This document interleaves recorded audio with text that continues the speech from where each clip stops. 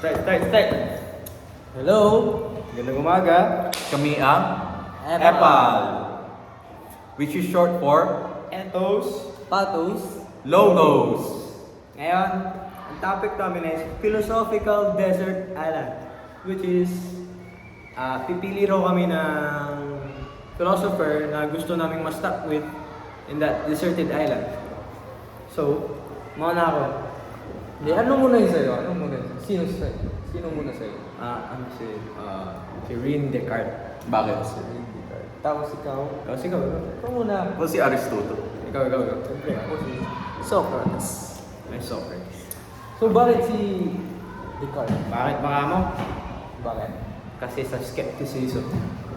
Tapos sa determination niya. Isipin mo, pre. Paano kung na-stuck ka sa hindi sa isang desert island, hindi sa isang kwarto? Tapos, doon na kayo nag-iisip for certainties. Parang, paano natin gagawin? Tapos, andun siya. Nag-iisip ng solution. Parang, hindi siya titigil hanggat sa hindi niya ma-find yung solution. Pwede ba niya, sa extent pa nga, parang, kahit na ma-stuck siya kahit na makulong siya sa kwarto na yun, para lang mahanap yung sagot, gagawin niya. So, yun yung reason kung bakit ko gusto si Rene Descartes na ma-stuck sa isang deserted island. Yun. So ano yung parang main point mo doon? Ang main point ko is, parang si Rene Descartes yung parang magiging guide ko para hindi na, para makalakbay kami sa ibang place. Para hindi na kami nasa deserted Pero island. paano siya makakatulong makapag-survive? Kasi nga, due to his skepticism. Oh, okay. Gets nyo? Magaling. Ikaw o ako muna? Oo. So yung pinili kong philosopher na pwedeng isama natin sa desert. Pwede isama natin sa desert kung sakaling ma-stuck pa. Siyempre si Socrates. Socrates? Parang general naman, pre. Bakit? Hindi dahil siya yung parang sikat sa mga main philosophers. Alam ko may mga philosopher pa dyan na may angking or knowledge sabi natin kaysa kay Socrates. Pero yung nagustuhan ko talaga yung Socrates is yung the way he think, yung kanyang thinking pagdating sa mga philosophical question. philosopher. So bakit Socrates? Gamitin natin yung tinatawag niyang method na Socratic method. Socratic method mo yan. Ano ba yun, Socratic method? Kalimutan ko. Parang Explain. yung Socratic method, nag-ask siya ng mga question. Nagtanong siya ng question, yung sagot doon, pwede niya ulit gamitin yun para mag-ask ng question. Para bang he is probing a philosophical questions. Ano yun? Parang kung may sagot ka na, tatanungin niya ka pa niya. Tapos kung may sagot ka sa tanong na yun, tatanungin niya ulit. Exactly. Paano Diba? yun? So, tanong niya kung paano yun. Kahit walang gaanong practical, kahit Practical uses. sa desert na tayo, sa desert. Kahit walang gaanong ka-practical survival skills si Socrates. Pero, kapag ginamit natin yung sinasabi natin Socratic method, he will encourage us to think. Kunyari, Alam mo rin. So parang pag tinanong niya kung ba't tayo sa desert, tapos sasagutin mo. Kasi Tatanungin niyo. dito tayo. Ba't dito tayo? Paano pag ginanong ganyan? kung Hindi ko ba na-stuck mainis tayo. doon? Hindi ko ba mainis doon? Yun nga eh. Para yung isip natin gumana. Parang pampagana. Kunyari, sabihin niya, paano tayo makakasurvive sa desert? Anong kailangan natin? So parang through his questions, parang yun yung magiging guide mo para makasurvive. Siyempre, di ba, isipin natin, na-stuck tayo sa desert. Siyempre, hindi natin alam yung gagawin natin. Parang wala, parang iiyak ka na lang kunwari na maghihintay ng himala. Pero ibayin mo si Socrates. Hindi siya ganun. He's different. Yes, exactly. Built different. Mag-a-ask siya ng question para parang makasurvive tayo kahit paano. Yan sabihin niya. Anong kailangan natin para makasurvive dito? Shelter. Parang siya yung nag-i-start ng base. Oo, parang ganun. Tama. Ano pa? Food. Mm. So, pag sinabi niya, di ba, shelter.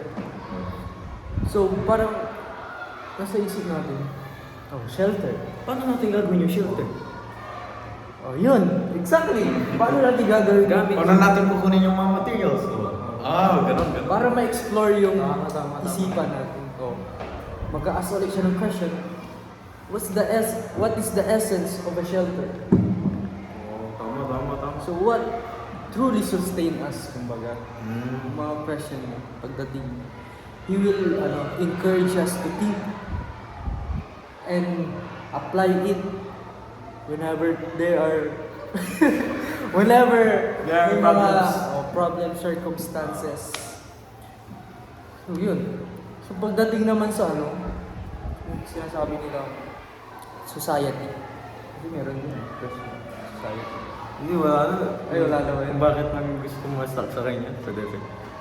Basta yun, he will encourage us to think and Guide.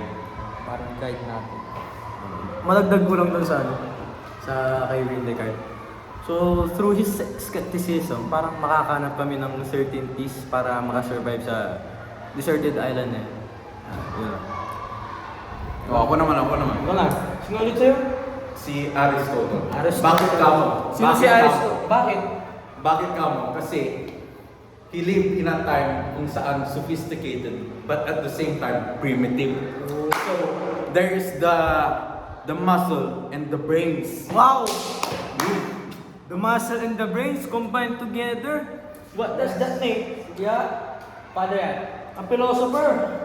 A philosopher and a warrior. Oh! Nice one. Now, if you have the brains and the muscle power, more the chances of the probability of surviving. And at the time, he lived in ancient Greece.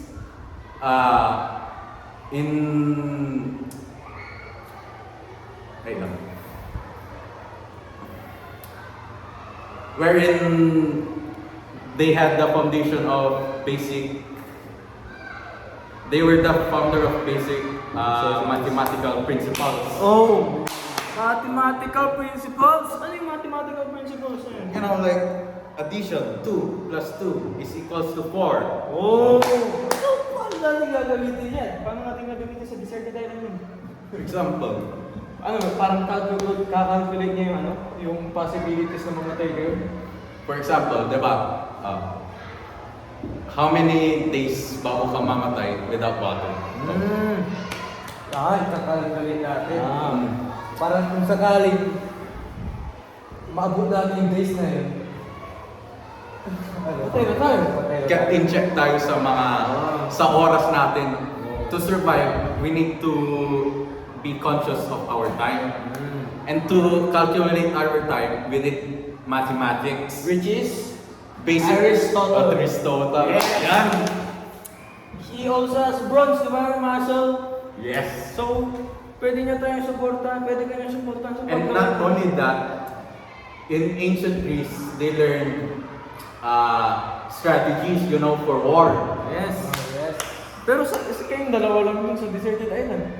O di, may strategy. Alam niya yung common siya sa mga landscape na gano'n, di ba? Oh, okay. Ang galing mo. Kumbaga parang may info na siya kasi about sa mga Spartans, gano'n.